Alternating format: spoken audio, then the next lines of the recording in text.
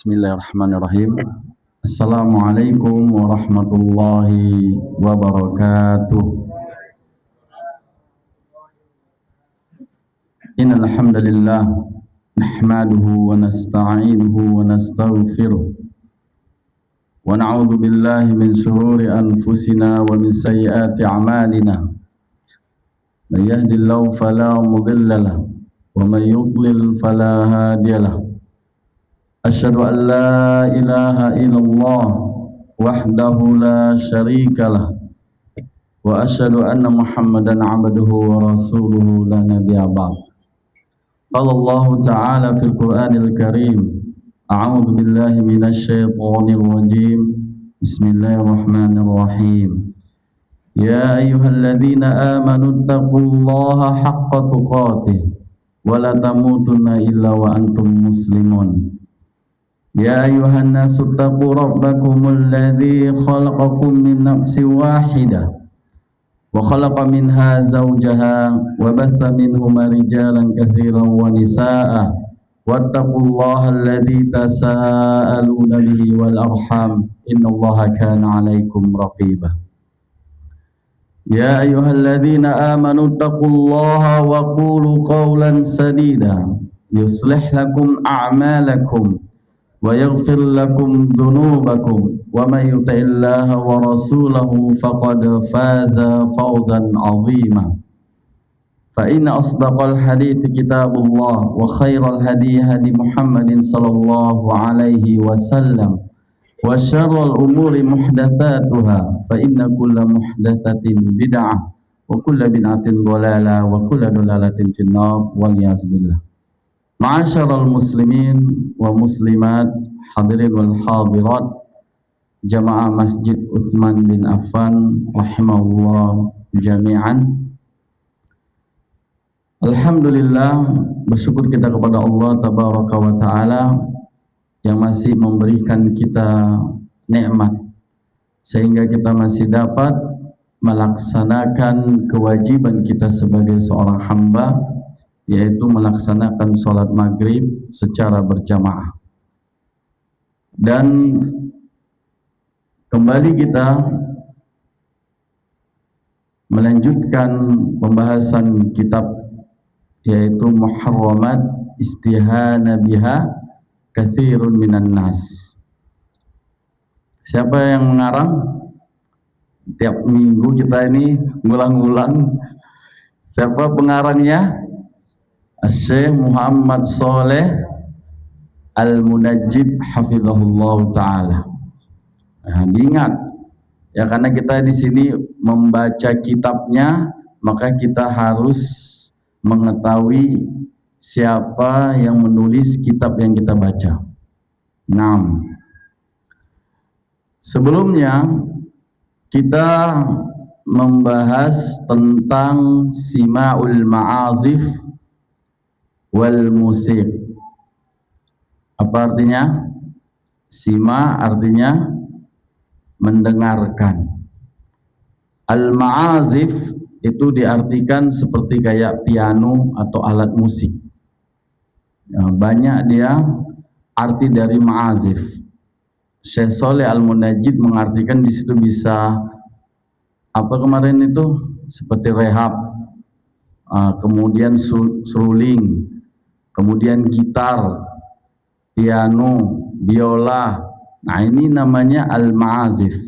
Kalau kita mendengar itu adalah perkara yang diharamkan. Wal musik, yaitu juga musik, atau yang memainkan musik atau juga yang melagukan. Ya. Jadi ini adalah bentuk daripada musibah seorang muslim, ya, termasuk umat Nabi Muhammad sallallahu alaihi wasallam. Mungkin kita duduk di kafe terdengar itu hal yang biasa. Ternyata itu adalah perkara yang diharamkan. Makanya di situ tadi Syekh menyebutkan kitabnya Muharramat Istihana Biha Katsirun Minan Nas. Hal-hal yang diharamkan dianggap kebanyakan manusia itu remeh. Jadi kita menganggap ma'azif atau musik itu biasa, padahal ternyata itu dosa. Apalagi berlagu, apa namanya, bernyanyi, ya. Nah, Syekh Shalih Al-Munajjid dia mendatangkan dalil, ya, dari mana dia mendatangkan dalil itu dari ungkapan seorang sahabat Ibnu Mas'ud radhiyallahu anhu, di mana beliau yaksimu billahi annal murada biqaulihi ta'ala. Jadi Ibnu Mas'ud radhiyallahu anhu dia bersumpah kepada Allah dengan nama Allah, annal murada biqaulihi ta'ala, bahwasanya yang dimaksud firman Allah, wa minan nasi man yashtari lahwal hadits liyudilla an sabilillah huwa al-ghina. Ya, dia adalah huwa al-ghina, di situ maksudnya adalah musik, lagu.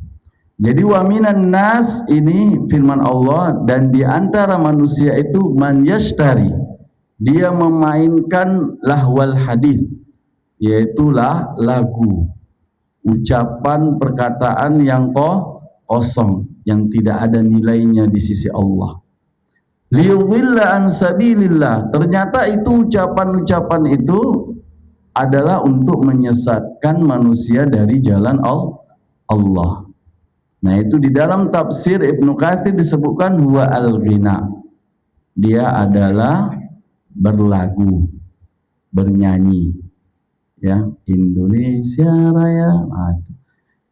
Nah, ini perkara yang berat kalau kita menyampaikan tentang musik dan lagu, karena ini udah dianggap lumrah dan biasa, padahal ini adalah perkara penyesatan, liyudilla an sabilillah, ya. Baik. Kemudian kita lanjutkan pembahasan kita pada kesempatan ini, yaitu al-ghibah. Nah, ini al-ghibah ini semua dilakukan oleh kaum, baik kaum wanita maupun kaum lelaki, ya. Terkadang dia sadar ataupun tidak sadar. Maka Syekh Muhammad Shalih Al-Munajjid menyebutkan di dalam kitabnya, sarat fakihatun katsirun minal bajalisi ghibatul muslimina wal wulughi fi a'rabihim. Jadi ini adalah bentuk buah dari kumpul-kumpulnya seorang muslim. Maksudnya ghibah itu adalah bentuk dari buah kumpul-kumpulnya orang muslim, karena di sini kita berbicaranya hanya kepada seorang muslim, ya, kaum muslimin. Terkadang duduk-duduk ngumpul itu udah sadar atau tidak sadar ternyata sudah melakukan ghibah. Inilah ghibah itu, ya. Tapi maksudnya dari ghibah bukan itu, tetapi terjadinya ghibah itu disebabkan ada kumpul-kumpulnya kaum muslimin. Naam. Wa huwa amrun qad nahallahu anhu. Kata Syekh di sini, ya, dan dia itu adalah perkara yang dilarang oleh Allah tabaraka wa taala, ya. Jadi ini adalah perkara yang dilarang oleh Allah tabaraka wa taala, sehingga Allah mengingatkan kepada hambanya untuk tidak menggibah, ya. Sebagaimana Allah mengumpamakan ghibah itu, ya, dalam bentuk gambaran yang sangat menjijikkan, sehingga membuat jiwa itu merasa takut, ya, takut. Kenapa jijik? Karena Allah menggambarkan itu seperti kamu itu memakan bangkai saudaramu sendiri. Tentu kalau kita dibilang bangkai udah jijik, bagaimana dengan kita memakan bangkai. Nah, disinilah dia dikatakan adalah sesuatu yang menjijikkan. Di mana Allah Tabaraka wa Ta'ala menyebutkan di dalam surah Al-Hujurat ayat 12, ya ayyuhalladzina amanu, hai orang-orang yang beriman, ijtanibu katsiran minadh-dhanni inna ba'dadh-dhanni itsmun. Hai orang-orang yang beriman, jauhilah oleh kalian itu kebanyakan berprasangka. Ya, nanti kita disuruh Allah untuk menjauhi banyak dalam berprasangka.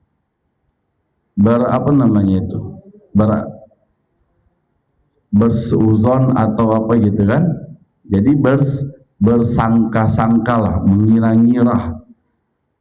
Ya, mengira-ngira, inna ba'dadh-dhanni itsmun, karena sebagian dari prasangka itu adalah itsmun, perbuatan dosa.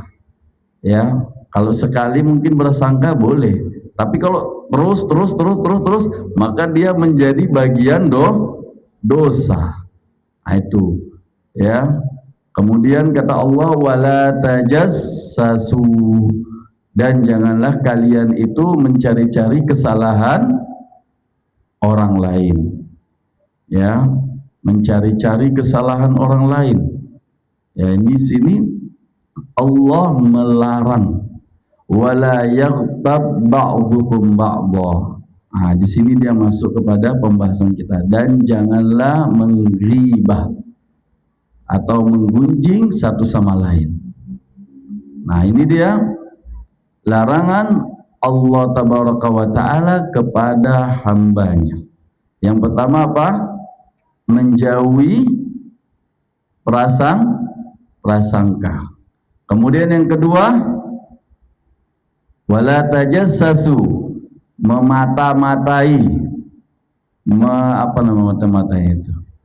Bukan mengintip, apa namanya ceritanya? Mengintai. Nah, diintai-intai, mau cari informasi tentang dia. Tapi yang dicarinya itu kekurangannya. Ya, kelebihannya nggak dipandangnya, tapi kekurangannya yang dicarinya. Nah, inilah dia. Kemudian wala yaktab ba'dukum ba'dha, menggunjing. Jangan menggunjing, kata Allah. Menggunjing itu apa? Menceritakan kekurangannya di belakang dia. Ya, itu namanya menggunjing. 6. Kemudian Allah Tabaraka wa Ta'ala menyebutkan, ayuhibbu ahadukum ayyakula lahma akhihi maitan. Sukakah kalian, ya kan, di antara kalian itu memakan daging saudaranya yang sudah mati?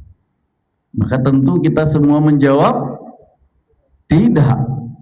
Tapi hakikatnya kebanyakan suka. Nah, ini yang berbahaya. Ya, ini yang berbahaya. Makanya inilah penyakit disebut namanya ghibah. Yang dia itu lakukan sadar atau tidak sadar. Nanti kita setelah menggibah baru dia ingat, astagfirullahaladzim, ternyata aku menggibah si fulan, ya Allah. Tapi itulah namanya kita manusia. Ketika kita menyadari, maka disitulah timbul kita bertobat. Ya, karena nggak ada manusia itu yang tidak lupa dan tidak bersalah. Makanya kata Nabi SAW apa? Kullu bani Adam khata' wa khairul khata'un wat tawwabun. Ya kan? Sebaik-baiknya Bani Adam dia melakukan kesalahan, kemudian dia pun bertobat. 6. Ini dia.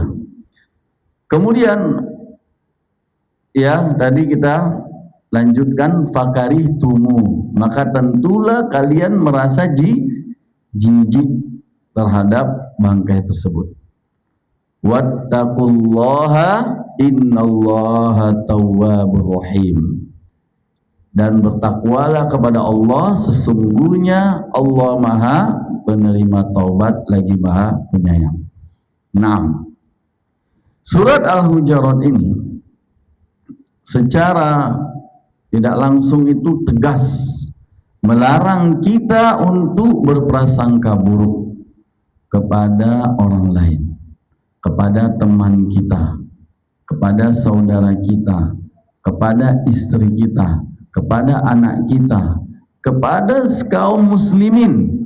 Kita dilarang keras oleh Allah Tabaraka wa Ta'ala.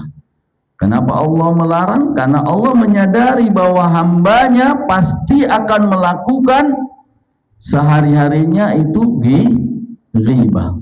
Sehingga Allah di situ mengingatkan ya agar hambanya itu menjauhi ghibah. Nah, ya, inilah bahayanya ghibah. Dan itu dilakukan bukan kepada orang yang tidak berilmu. Terkadang dia memiliki ilmu. Terkadang dia sadar, tetapi karena dia sudah benci kepada orang yang dia ghibah, maka dia itu pun berusaha untuk menjelaskan lagi. Karena apa? Karena dia sudah benci. Dan ghibah ini terjadinya kepada orang yang dia membenci seseorang itu, maka itu akan terjadi lagi ghibah. Nggak mungkin kan kalau orang udah cinta dan sayang dia membuka aib orang yang dia sayang. Tetapi orang yang dia benci kepada orang yang dia ghibah, maka inilah yang terjadi. Apapun yang dilakukan orang yang digibahnya, baik itu berupa sunnah, kebaikan, ya, di dalamnya dianggapnya itu tidak baik. Maka sehingga itu pun menjadi buruk di matanya. Dan dia pun mengatakan ke orang-orang kalau ini itu. Sehingga terjadi lagi ghibah. Maka ini hati-hati. Ya, jangan sampai hati kita itu membenci saudara kita. Agar lisan kita terjaga dari yang namanya ghibah. Dan khawatirnya ini berlarut-larut maka menjadi dia fitnah, ya, menjadi fitnah. Kemudian Imam Ibnu Katsir rahimahullah ta'ala menyebutkan di dalam tafsir Ibnu Katsir bahwa ayat ini berisi larangan kepada kaum muslimin untuk menjauhi berprasangka, yaitu menuduh kepada sesama atau kepada yang lainnya. Karena berprasangka ini akan menimbulkan dosa. Maka jauhilah ya oleh kalian, ini adalah bentuk dari kehati-hatian. Ini kata siapa? Imam Ibnu Katsir rahimahullah ta'ala. Kemudian Ibnu Ashur menyebutkan juga di dalam tafsirnya, fa'lamu anna ba'dadh dhanni jurmun. Ketahuilah oleh kalian sebagian dari prasangka itu adalah kejahatan. Ya, ini dia dikatakan oleh Ibnu Ashur. Wa hadha kinayatun an wujubit ta'ammuli fi atharil dhunun. Dan ungkapan ini wajibnya memikirkan daripada efek prasangka itu.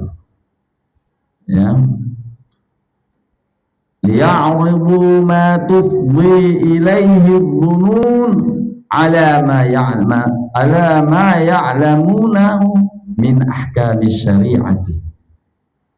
Jadi untuk mengungkapkan prasangka tersebut, ya, dengan kaitkan sesuatu syariat, aw yas'alu ahlal ilmi, atau tanyakan kepada ahlul ilmu, ya, sehingga kita tidak berprasangka.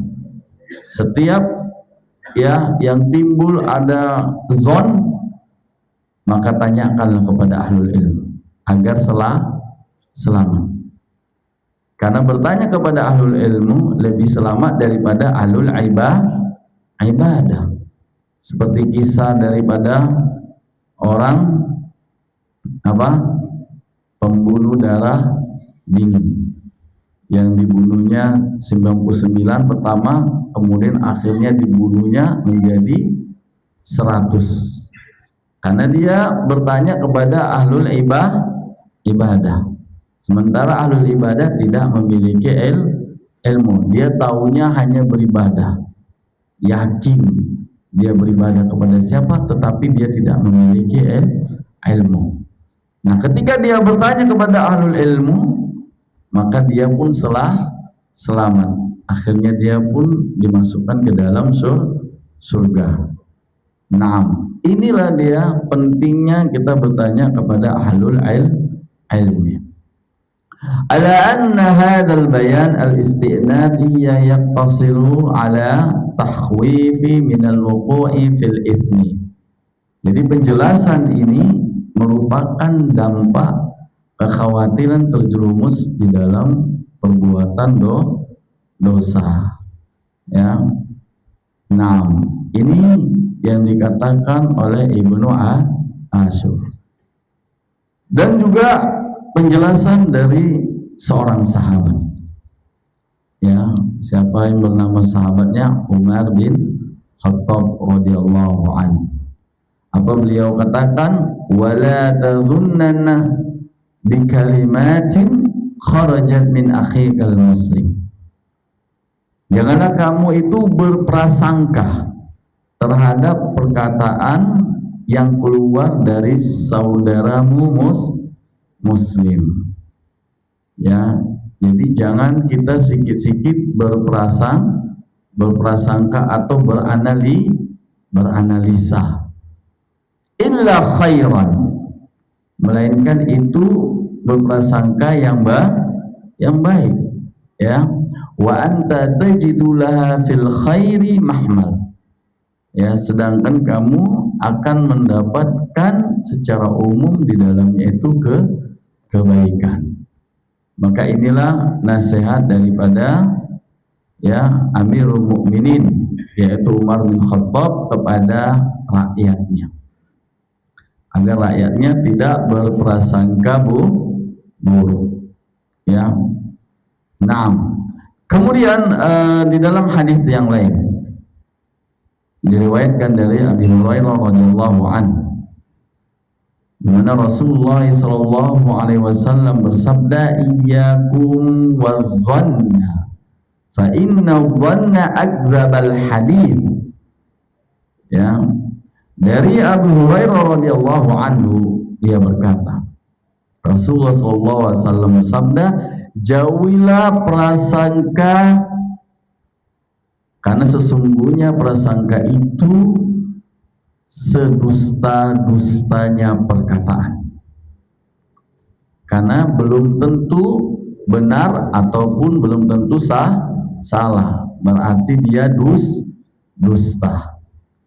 Kemudian wala tajassasu, dan janganlah kalian memata-matai. Ya, bikin pula CCTV. Kalau di sini tajassasu bukan CCTV ini ya, karena dia tidak bisa memberikan kabar. Tapi di sini tajassasu ini mendatangkan orang lain untuk melihat orang yang dia benci. Ya, disuruhnya, diutusnya, coba datang ke sana. Apa yang dia kerjakan, apa yang dia perbuat. Khawatir nanti dia mau menzolimin saya pula. Nah ini dia.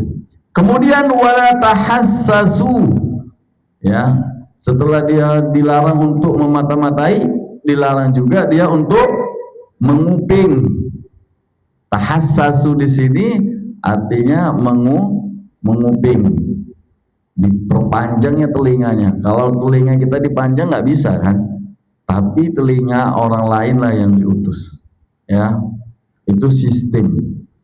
Ya, itu nggak boleh. Wala tanafasu. Kemudian juga di situ apa? Jangan merasa bersaing. Ya, bersaing. Bersaing apa? Ganteng atau apa nih? Hah? Bersaing istri atau apa gitu? Siapa istrinya satu, siapa istrinya dua, tiga ya? Yang merasa dia mampu membina keluarganya, ini jangan. Merasa dia paling pula tampan, merasa dia pula paling kaya, merasa dia pula yang berjasa, ya itu jangan. Wala tanafasu, kata Nabi SAW. Wala tahasadu, kemudian apalagi kata Nabi SAW, janganlah hasad, ya. Wala tabaghadu, dan janganlah iri. Wala tadabaru, atau juga jangan membelakanginya. Membelakangi ini maksudnya apa nih? Siapa yang tahu? Membelakangi itu seperti dia merasa dialah yang paling ini, orang di belakang dia, nggak di depan gitu. Kalau dia bersedekah, dialah yang harus bersedekah, tapi dia membelakangi orang, menganggap dialah yang paling banyak sedekahnya. Nah, itu dia membelakangi, ya. Tapi kalau membelakangi dalam suatu kebaikan, nggak apa-apa.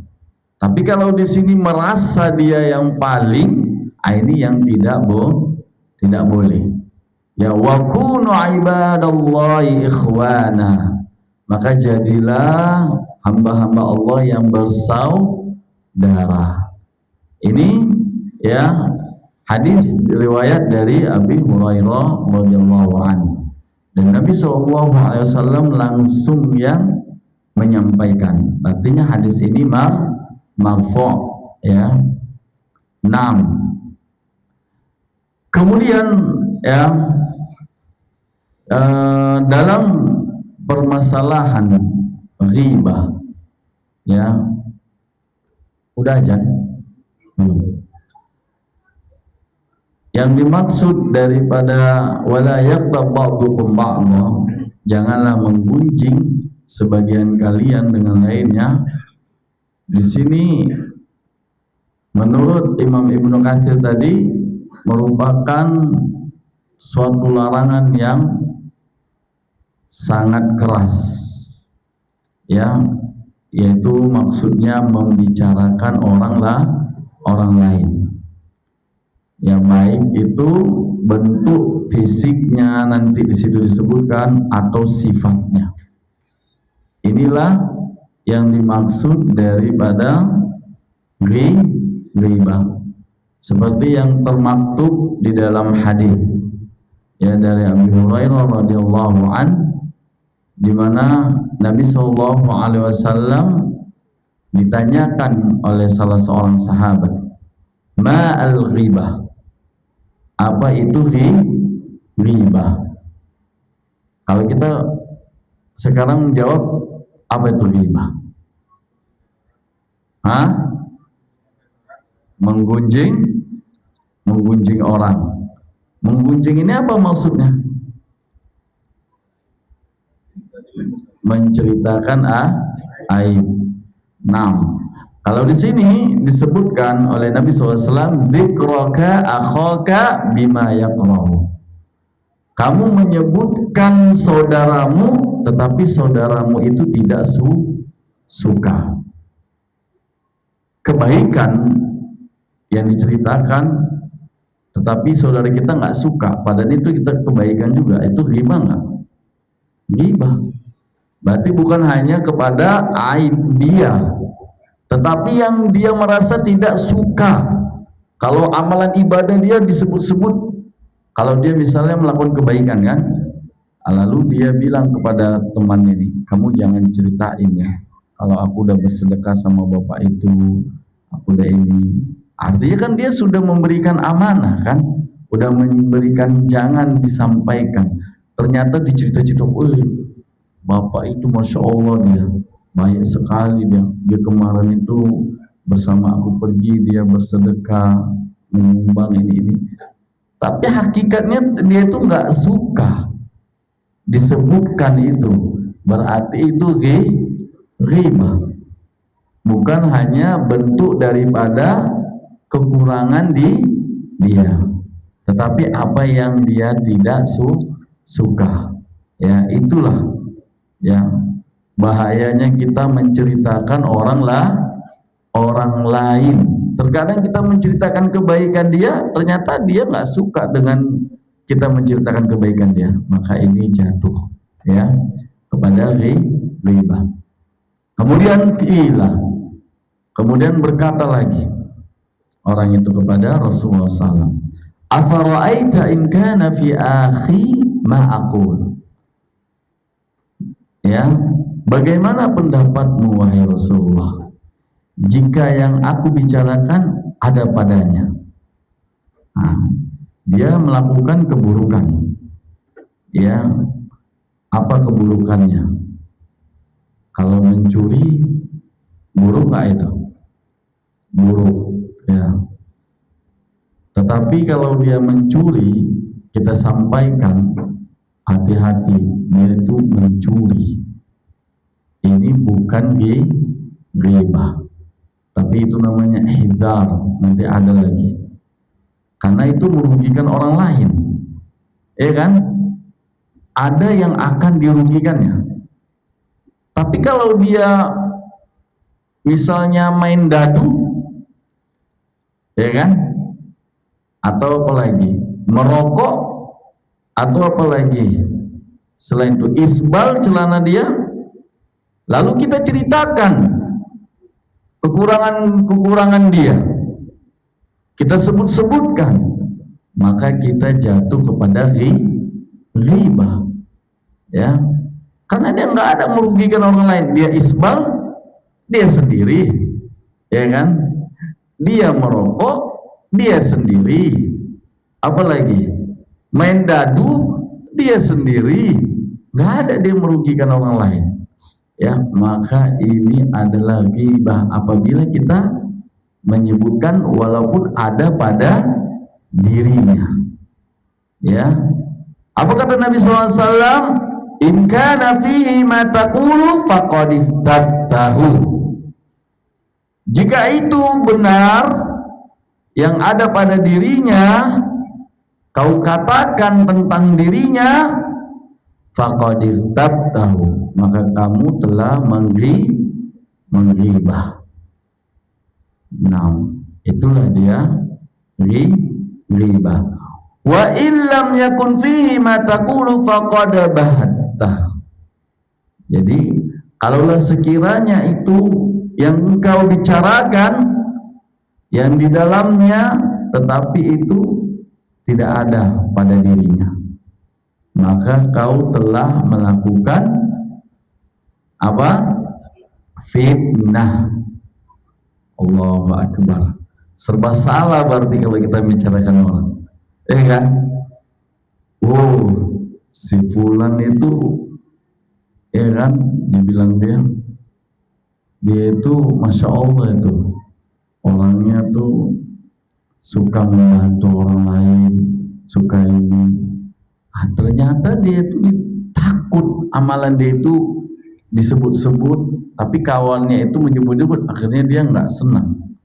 Ternyata itu juga tidak baik, ya. Artinya berarti memang lisan kita harus dijaga, ya. Selalu mengucapkan yang baik-baik saja, ya. Jangan di sini kata Imam Ibnu Katsir membicarakan orang lain. Allahu Akbar. Itu dia. Kemudian yang dimaksud daripada firman Allah tadi, ayuhibbu ahadukum ayyakula lahma akhihi maitan fakarihtumuh. Ya, apakah ada di antara kalian yang suka memakan daging saudara kalian yang sudah mati? maka tentu kamu itu merasa jijik. Nah, Asy-Syaikh Sa'di ya rahimahullah taala menyebutkan bahwa ayat ini mengumpamakan memakan bangkai. Artinya orang yang menggibah itu dia diumpamakan memakan bangkai. Ya, yang mana bangkai itu yang tidak disukai oleh orang lain. Siapapun itu pasti tidak ada suka. Mungkin anak umur 7 tahun, nah, seperti anak kita tuh ditanya suka makan bangkai, apa jawabannya? Nah, itu kan nggak mau, ya. Itu anak-anak, ya. Berarti langsung kita jelaskan kepada dia, nah, jangan menggibah temannya ya. Kalau nggak suka makan bangkai, jangan menggibah. Nanti kalau menggibah berarti Anda sudah makan bangkai. Nah, ini kita harus jelaskan ke anak kita. Ya, kalau kita menjelaskan, menyampaikan ke anak kita seperti itu, berarti kita sudah mengingatkan diri kita. Tapi kalau kita nggak mengingatkan atau apa, nanti kita lupa diri. Ya, itulah pentingnya mengingatkan. Nah, kemudian Imam At-Tabari menyebutkan di dalam tafsirnya itu, janganlah kalian mengatakan buruk terhadap sebagian yang lainnya saat mereka itu tidak ada. Ya, mengatakan yang buruk ataupun yang sesuatu yang tidak dia sukai. Jangan sekali-sekali kalian mengatakan itu. Ini Imam At-Tabari menyebutkan di dalam tafsirnya. Kenapa? Ya, karena orang yang tidak hadir itu belum tentu dia suka apa yang kita bicarakan tentang dirinya. Nah, kemudian di dalam perkataan Imam An-Nawawi ya tentang asal ghibah itu adalah haram. Ya, ghibah itu adalah haram. Azan. Mungkin kita apakan dulu azan.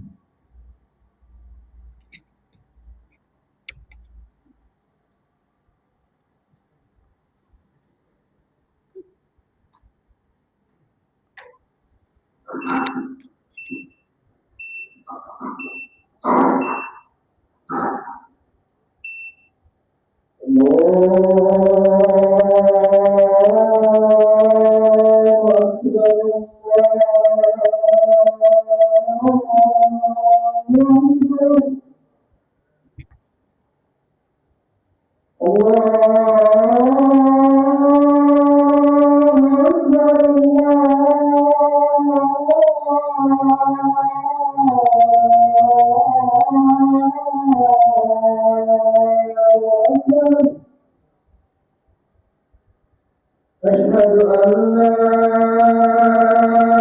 إله إلا الله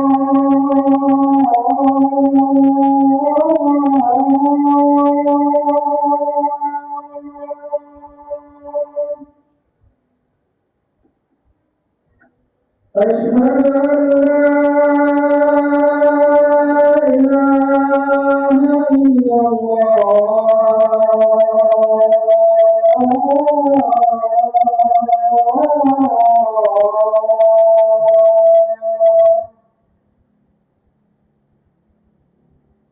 أشهد أن محمدا رسول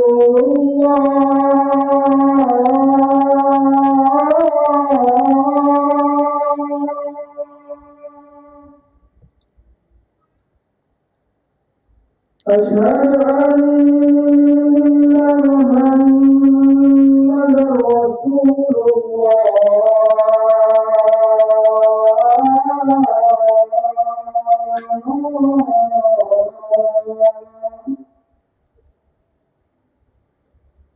حي على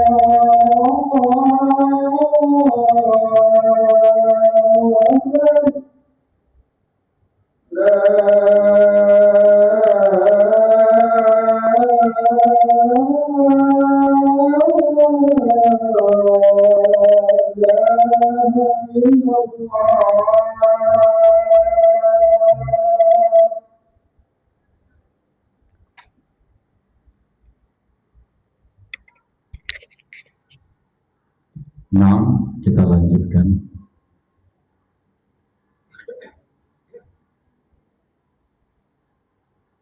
Adapun perkataan dari Imam An-Nawawi, ya, beliau menyebutkan di situ tentang asal muasal hukum daripada ghibah. Itu haram. Ya, haram itu artinya berarti tidak boleh dikerjakan, ya, diamalkan, dilakukan. Nah, ini ya asal muasalnya. Tetapi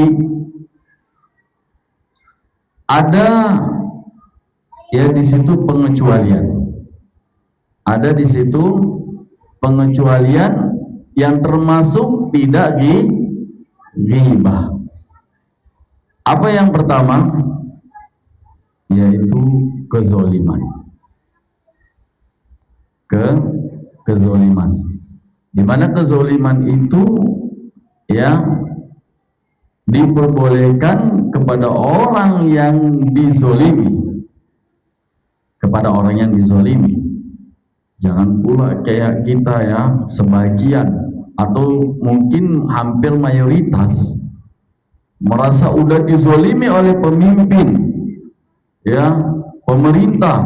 Akhirnya di mana-mana ceritanya pun tentang keburukan pemerintah, sehingga kebaikan-kebaikan yang dilakukan pemerintah, pemimpin pun tidak ada lagi dianggapnya baik. Semuanya salah, ya, di matanya sedikit salah karena pemerintah sekarang zolim, ini itu, ini semua. Enggak, ya, bukan itu yang dimaksud kezoliman di sini. Tetapi di sini maksudnya adalah oknum daripada orang itu dizolimi dan dia tidak dapat untuk ya menyelesaikan dirinya, sehingga dia meminta kepada orang atau kepada pemimpin atau kepada hakim atau kepada gurunya, ustadznya, temannya, saudaranya ya, dia menceritakan kezoliman orang itu terhadap dirinya, ya, atau dia dianiaya, dipukul, ya kan? Dia apa lagi di situ? Hah? Dia ambil uangnya gitu kan? Nah, akhirnya dia mengadu. Ini biasanya perempuan, ya kan? Merasa dia dizolimi oleh suaminya, akhirnya dia ngadu kepada orang tuanya. Dan itu memang dia merasa betul-betul dizolimi. Ini tidak apa-apa. Dan ini dibolehkan, bukan berarti nanti istri kita ini kita marahi lagi. Kamu buka aib aja gini. Nah, tapi dia nggak bisa menyelesaikan. Akhirnya dia mengadu kepada orang tuanya atau mertuanya, ya, karena dia merasa atau dipukul, ditampar, ya kan, ditindas, ya, maka ini dibolehkan. Nah, kemudian yang kedua itu meminta bantuan. Minta bantuan untuk merubah kemungkaran, ya, menjadi yang baik, yang dari tadi maksiat menjadi kebaikan. Maka ini tidak ghibah. Kayak di situ mungkin ada diskotik, ya kan? Kan kemungkaran itu kan? Kemudian minta bantuan kita kepada siapa yang berhak. Kalau Pak RT nggak mungkin, kan, Pak Camat atau apa. Nah, akhirnya kita minta bantu, ceritakanlah dia di situ berbuat maksiat, ada prostitusi, apa semuanya. Nah, ini kita tidak buka aib, tetapi kita di situ minta bantuan agar kemungkaran itu menjadi kebaikan. Nah, ini tidak ghibah. Jangan pula nanti kita mau menegakkan yang ma'ruf, aduh, ghibah pula nanti kata Ustaz tuh. Akhirnya kita tidak jadi untuk meminta bantuan itu. Nah, kemudian meminta fatwa, ya, boleh kita meminta fatwa. Apa itu fatwa? Keputusan, ya, meminta keputusan karena dia pernah dizolimi atau sedang dizolimi, maka dia mintalah keputusan itu. Apakah saya ini dizolimi atau tidak? Masa mentang-mentang dia istri pertama, dianya, ya kan, dapat jatah 5, anak istri kedua cuma dapat jatah 4. Nah, dia minta fatwa dia. Ya, minta fatwa kepada seorang ustaz, ya, yang mungkin ustaz itu amanah, bisa menjaga aib daripada suaminya. Maka ini tidak ghibah. Jadi ini boleh. Jangan nanti istri kita juga nanti seperti itu, kita langsung apa, marahin dia. Kenapa di dalam rumah sampai keluar gitu kan? Enggak. Ini adalah bentuk daripada solusi. Maka ini bukan ghibah. Kemudian yang keberapa lagi? Keempat, dia berhati-hati, warning, memberikan wanti-wanti. Hati-hati kamu terhadap si fulan. Kenapa? Si fulan itu udah minjam uang saya, tapi udah sekian lama diingatkan nggak dikembalikannya juga. Nanti uang kamu dipinjamnya hilang lagi kayak uang saya. Ini tidak ghibah, ya, tidak ghibah, karena ini keberhati-hatian, karena di situ ada yang nantinya akan dirugikan. Sebelum orang itu terzolimi, maka kita wanti-wanti, ya, kita berikan dia wa anti. Kemudian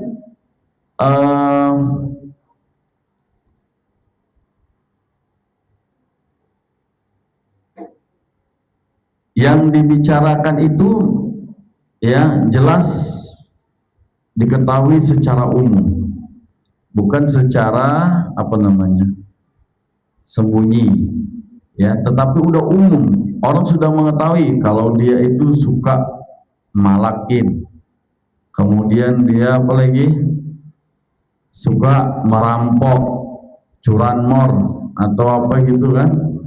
Maka ini ya, ketika sifatnya seperti itu lalu kita berikan, kita sampaikan, ini juga tidak ghibah. Ini dibolehkan, bukan berarti ghibah. Kemudian yaitu yang keberapa lagi?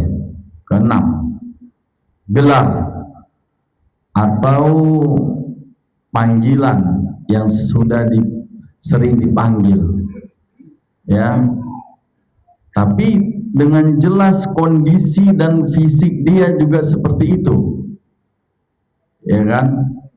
Kalau dahulu tidak ada orang yang marah, tapi kalau sekarang bawa alam ya, kalau pincang ya dipanggil si pincang, itu dahulu sampai A'mash itu dipanggil A'mash karena dia itu antara matanya buta dan pincang. Maka orang dahulu nggak ada marah, tapi kalau sekarang mungkin marah ya. Tapi ini tidak mengapa ya, tidak mengapa, karena itu sudah dikenal mungkin dari kecil, dari apa itu ya. Nah, berbeda dengan tujuan untuk menghina. Kalau tujuan dia untuk menghina, maka inilah yang namanya disebut zikrul muslim bima fihi mimma yakrahu, ya kan? Kamu menyebutkan kepada saudaramu itu yang muslim yang tidak dia sukai. Itu yang dikatakan. Ya, kalau kita menyebutkan sesuatu yang dia tidak suka, tapi tujuan kita untuk menghinanya. Kemudian saya juga menyebutkan sawa'un kana fi badani, baik itu berupa bentuk fisik tubuhnya, ya kan, audinihi atau agamanya. Agamanya di sini apa? Amalan ibadahnya. Audunyahu atau kehidupan dunia dia. Ya, kehidupan dunia dia mungkin lagi valid, lagi sempit, kemudian dicerita-ceritakan pula.